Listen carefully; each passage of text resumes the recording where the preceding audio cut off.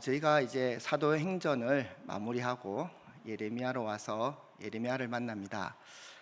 오늘 본문을 보면 예레미야가 죽을 위기에 처하게 되는 거죠. 그런데 이 본문의 이 장면을 바울의 모습과 어떻게 보면 이렇게 연결되지 않습니까? 베스도 총독과 아그리빠 왕 앞에서 재판을 받고 있는 바울의 모습과 예레미야 모습이 어떻게 보면은 이렇게 연결이 되는 것 같아요. 구약의 하나님 나라 백성의 삶도 신약의 하나님 나라 백성의 삶도 어떻게 보면 하나님의 말씀을 순종하고 그 순종한 말씀을 담대히 선포하는 삶이 아닐까요? 저와 여러분들도 이 예레미야 삶처럼 또 바울의 삶처럼 하나님께서 우리들에게 주시는 말씀에 순종하며 또 담대하게 한 걸음 한 걸음 나아갔으면 좋겠습니다. 왜 예레미야가 이렇게 죽을 위기에 처하게 되었을까요? 이것이 26장에 나옵니다. 26장 앞부분에 보면은 예레미야는 하나님의 말씀에 순종하여 하나님의 말씀을 전한 그 역할을 담당했습니다. 어떤 말씀을 전하였고 누구에게 전하였습니까? 2절에 보게 되면 여호와께서 이와 같이 말씀하시니라. 너는 여호와의 성전의 뜰에 서서, 자, 여호와의 성전의 뜰에 서서 어디 다른 데서 외치는 게 아니라 여호와의 성전으로 올라오는 사람들 앞에서 외쳤다는 거예요. 다시 얘기하면 그 시대는 이제 성전 위에는 희망이 없는 거예요. 성전에 올라오는 그 사람들까지도 무너지면 끝이 된 그런 시대였다는 거예요. 여러분들 생각을 해보십시오. 이 성전, 이 예배 드리는 저희들이 이 시대의 희망입니다. 여러분들이 하나님의 말씀에 올바르게 순종하지 않으면 정말 우리나라는 힘들어져서 하나님의 뜻과 멀어지게 된다는 거예요. 그렇기 때문에 예레미야는 이곳에 서서 마지막 성전으로 올라오는 그 사람들에게 하나님의 말씀을 전하고 있다는 거예요. 그런데 여러분들, 이 성전에 올라오는 사람들에게 전한 말씀이 어떤 말씀인지 아십니까? 저와 여러분들이 매주 이 강단을 통해서 들었던 말씀들이 선포되고 있다는 거예요. 어떤 말씀이에요? 4절에서 6절까지. 너는 그들에게 이와 같이 이르라. 여호와의 말씀에 너희가 나를 순종하지 아니하며 내가 너희 앞에 둔 내 율법을 행하지 아니하며 내가 너희에게 나의 종 선지자들을 꾸준히 보내 그들의 말을 순종하라고 하였으나 너희는 순종하지 아니하였느니라. 내가 이 성전을 실로같이 되게 하고 이 성을 세계 모든 민족의 저주거리가 되게 하리라 하셨느니라. 이 예레미야가 이야기한 이 선포의 말씀이 특별한 말씀이 아니었어요. 하나님의 말씀에 순종하라는 거예요.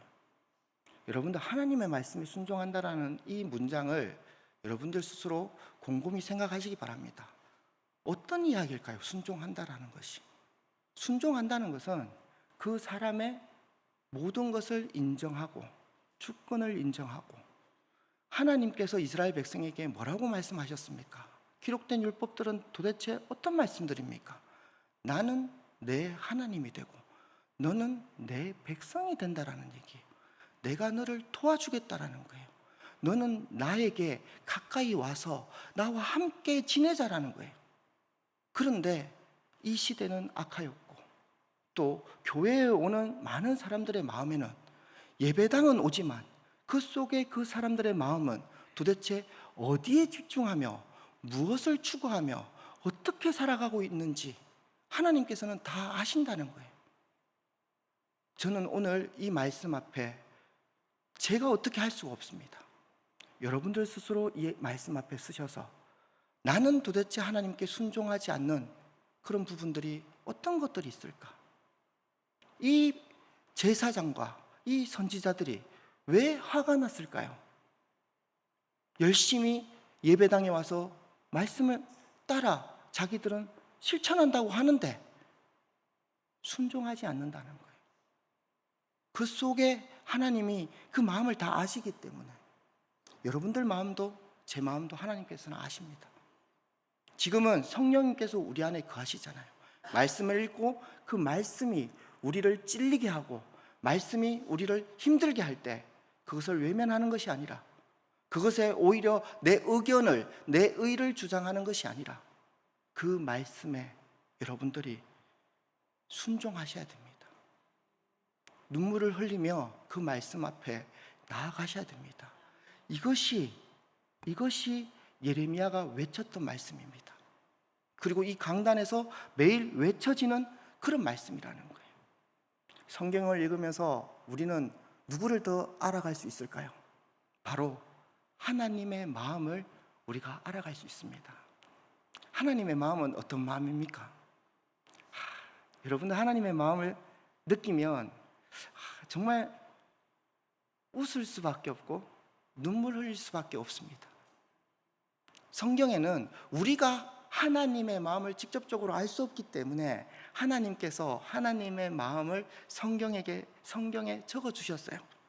보시면은 3절에 보면은 그들이 듣고 혹시 각각 그 악한 길에서 돌아오리라. 그리하면 내가 그들의 악행으로 말미암아 그들에게 재앙을 내리려 하던 뜻을 돌이키리라. 이것이 하나님 아버지의 마음입니다. 끝까지 우리를 포기하지 않으시는, 우리를 끝까지 사랑하는 그 마음이 성경 곳곳에 적혀 있습니다. 소돔과 고모라를 멸망시켰을 때 하나님께서는 그 장면에서도 하나님의 마음을 우리들에게 보여주셨잖아요. 미리 아브라함에게 이야기한다. 내가 어떻게 아브라함에게 얘기하지 않을 수 있겠느냐라고 이야기하면서 그 이야기 속에 하나님 마음을 집어넣으셨잖아요. 그리고 아브라함과 대화 속에 50명, 40명, 30명, 20명, 10명, 그리고 끝까지 롯을 그 재앙의 심판에서 끌어내게 하셨던 그 하나님의 마음, 여러분들 이 하나님의 마음을 바라보시기 바랍니다.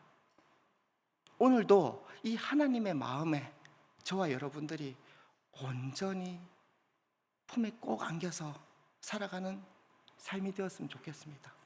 하나님께서는 절대 우리를 포기하지 않으세요. 하나님께서는 우리를 너무나 사랑하시는 거죠. 그래서 이 이야기의 핵심은 돌이키면 어떻게 한다는 이야기예요. 재앙을 내리지 않겠다라는 거예요. 이것이 은혜입니다. 오늘 말씀을 묵상하면서 하루 종일 여러분들 직장 속에서 하루하루 걸음을 걸어가시면서 이 말씀 하나를 묵상하시기 바랍니다. 나는 하나님께 무엇을 돌이켜야 될까? 나는 내 주장, 내 의를 어떤 것들을 내려놓아야 될까? 하나님의 왕 되시고 하나님이 우리를 사랑하시는 그 사랑 안에 여러분들이 많은 교제를 하시기를 바랍니다. 오늘 본문을 보게 되면은 하나님의 말씀이 선포됩니다. 하나님의 말씀이 선포되면은 그 선포된 말씀에 두 가지 반응이 나와요. 어떤 반응이 나옵니까? 첫 번째 반응은 18절을 같이 한번 읽도록 하겠습니다. 18절을 유다의 왕 히스기야 시대에 모레셋 사람 미가가 유다의 모든 백성에게 예언하여 이르되 만군의 여호와께서 이와 같이 말씀하셨느니라. 시온의 밭같이 경작지가 될 것이며 예루살렘은 돌무더기가 되며 이 성전에 사는 산당의 숲과 같이 되리라 하였으나, 동일하게 예레미야가 이야기했던 그 말씀대로 선포하는 이 말씀이 선포됐을 때 첫 번째 반응은 그 말씀을 듣고 회개하고 순종하는 사람들의 모습이 나옵니다.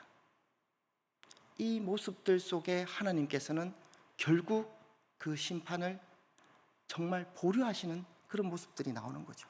그것이 그 다음 절에 나오지 않습니까? 유다 왕 히스기야와 모든 유다가 그를 죽였느냐? 히스기야가 여호와를 두려워하여 여호와께 간구하며 여호와께서 그들에게 선언한 재앙에 대하여 뜻을 돌이키지 아니하셨느냐? 여러분들, 이 반응이 저와 여러분들의 반응이었으면 좋겠습니다. 회개하고 그 말씀에 순종하는 삶, 그 삶을 저와 여러분들이 살았으면 좋겠습니다. 또 한 가지 반응은 어떤 반응이 나옵니까? 그 다음에 20절에 보게 되면은 또 여호와의 이름으로 예언한 사람이 있었는데 곧 기랏 여아림의 스마야의 아들 우리야라 하는 그가 예레미야의 모든 말과 같이 이 성과 이 땅에 경고하여 예언하매, 동일하게 예언했던 말씀들을 또 이야기합니다. 그러나 그때 당시에 지금 한 100년 정도의 차이가 있습니다. 그러나 지금 당시에 요야김 왕은 또 그의 모든 용사 모든 고관들이 그의 말을 듣고서 왕이 그를 죽이려 하매 어떻게 합니까? 말씀에 찔림을 받았지만 오히려 그 말씀에 분노하게 됩니다. 그리고 그 분노를 누구에게 표출하게 됩니까? 그 분노를 일으키게 한 사람에게 표출하면서 나아간다라는 거죠. 왜 분노하게 되었습니까? 이들은 왜 분노하게 되었을까요? 자기의 민낯이 드러났을 때 우리는 분노할 수밖에 없다라는 거예요. 우리의 속마음이, 우리가 매주 예배를 드리고 이곳에 와서 하나님의 말씀대로 살아가지만 평상시의 삶이 도대체 어땠는지 우리는 알 수 없어요. 본인만 알 수 있잖아요. 그런 마음으로 이곳에 와서 그래 나는 한번 예배를 드렸으면 된 거 아니야? 라고 하는 그런 편안한 마음으로 다시 또 직장 생활을 하고 나갑니다.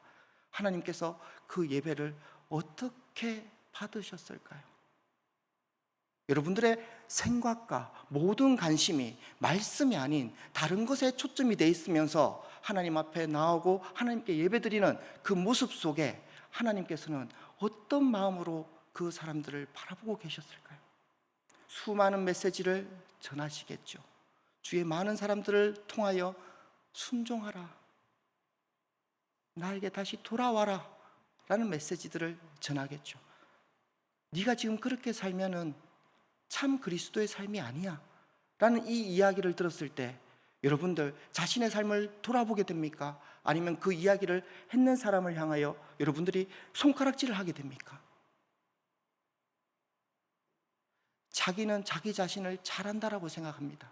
그렇지만 자기보다 더 잘하는 사람은, 나를 경험한 사람들이 자신을 오히려 더 잘하는 경우가 있어요. 그들에게 어떤 안 좋은 얘기를 듣게 되면 그 사람은 나에게 적이 되는 그런 모습들로 우리가 살아가고 있지는 않습니까? 분노를 하고 그들에게 나아가고 있지 않습니까? 오늘 본문을 보게 되면은 16절에 고관들과 모든 백성이 제사장들과 선지자들에게 이르되 이 사람이 우리 하나님 여호와의 이름으로 우리에게 말하였으니 죽일 만한 이유가 없느니라. 정말 많은 사람들은 죄에는 관심이 없어요. 죄에는 관심이 없고 성전이 무너진다라고 하는 그 말에 화가 나서 계속 예레미야를 공격하는 거예요. 정말 중요한 것은 너희가 지금 죄로 인해서 하나님과 멀어진 상태라는 거예요. 그렇기 때문에 돌아오라는 거예요. 돌아오면은 이런 재앙이 일어나지 않는다는 거예요. 그런데 돌아오지 않으면 재앙이 일어난다라는 그 메시지에 죄에는 관심이 없습니다. 죄에는 어떠한 반응도 보이지 않습니다. 단지 성전이 무너진다고?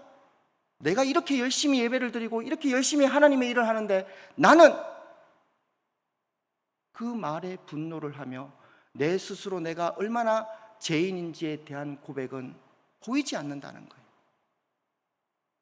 저와 여러분들 삶 속에 죄에 대해서 민감해지시기를 바랍니다. 죄가 왜 그렇게 중요합니까? 죄의 문제를 해결하는 것이 왜 이렇게 중요합니까? 죄는 하나님과 우리 사이를 멀어지게 하기 때문입니다. 하나님과 우리 사이를 단절시키기 때문입니다. 여러분들 죄에 너그럽지 마시기 바랍니다. 죄에 단호하게 여러분들이 서시기 바랍니다.